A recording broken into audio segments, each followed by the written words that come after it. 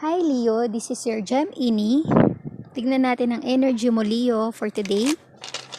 Just a reminder, this may or may not resonate with you, so don't take it personally. This is just a guide. Leo, ano ang energy mo ngayon Leo? Leo, ano ang energy mo? Leo, ano ang energy mo Leo?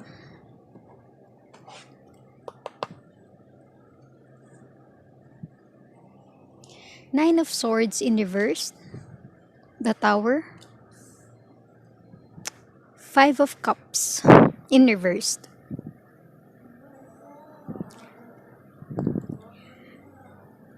Ang energy mo ngayon, Leo, parang may gumugulo sa isip mo, may bumabagabag sa isip mo. Nagkaroon ng collapse sa buhay mo, siguro, ngayon. So parang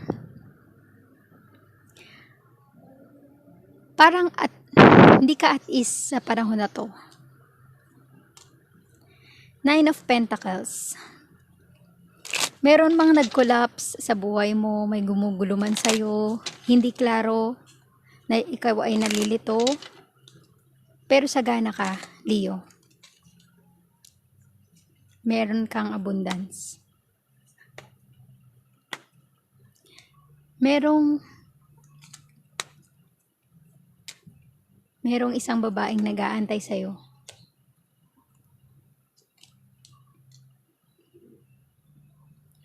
Two of Swords in reverse. Siguro dati meron kang pinagpipilian, pero ngayon, nagumulo sa buhay mo.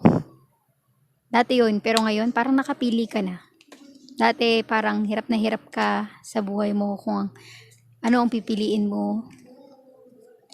Pero tingin ko, Leo, nakapili ka na.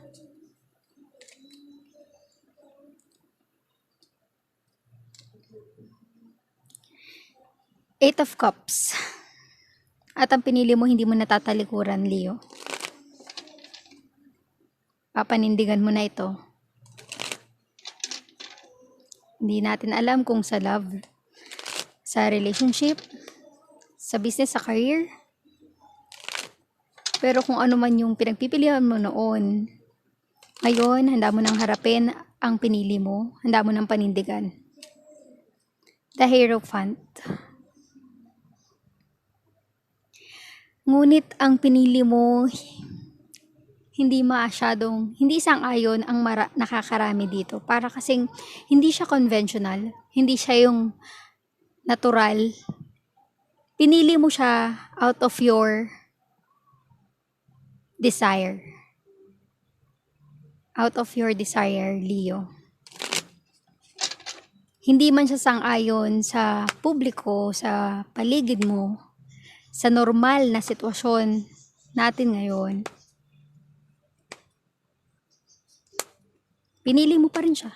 Pinili mo pa rin ito. Kahit na alam mo, hindi ito yung tamang gawin. King of Wands. Soon, Leo, magkakaroon ka ng kalinawan sa buhay mo. Siguro hindi pa ngayon. Kasi kakatapos mo palang panindigan ang pinili mo. Pero magkakaroon ka ng kalinawan. Leo.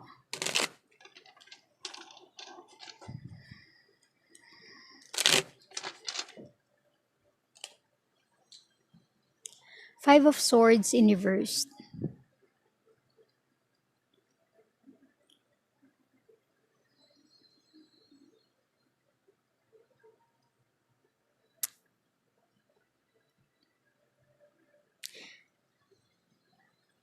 Sa sitwasyon na to, na pagtagumpayan mo man, napili mo man yung gusto mong piliin, gawin, alam mo sa sarili mo na may naiwan ka, may nasaktan ka.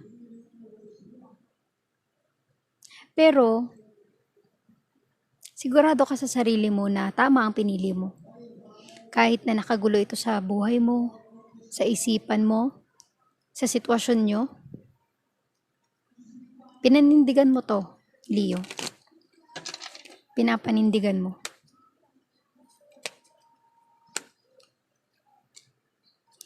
The Empress.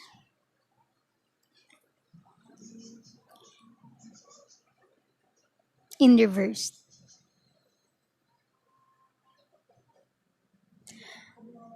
Alam mo, feeling ko, Leo, sa pagpili mo, hindi purity ang kaagipay nito, ang kabalikat nito, or ang kasama nito. Hindi siya pure, Leo. Kaya siguro hindi siya tanggap ng iba, hindi siya akma sa sitwasyon, sa normal na sitwasyon. Kasi hindi siya pure. Siguro para sa'yo, tama siya. Pero para sa nakakarami, Leo, hindi siya ang tamang desisyon at hindi siya ang tamang dapat na gawin. Kaya siguro, merong nag-collapse sa buhay mo, Leo. Sagana ka man sa financial setup mo, pero ang buhay mo, nakikita ng iba na parang hindi balanse at wala sa tama. Pero okay lang yan, Leo. Hanggat kaya mong itama ang isang bagay na nagkamali ka, subukan mo dahil hindi pa huli ang lahat. Salamat, Leo. Salamat sa iyong pakikinig. Sana may napulot kang aral sa araw na ito. Please like, share, comment, and subscribe para na rin may matulungan tayong iba kung meron mang nakaka-relate sa energy mo. Thank you, Leo.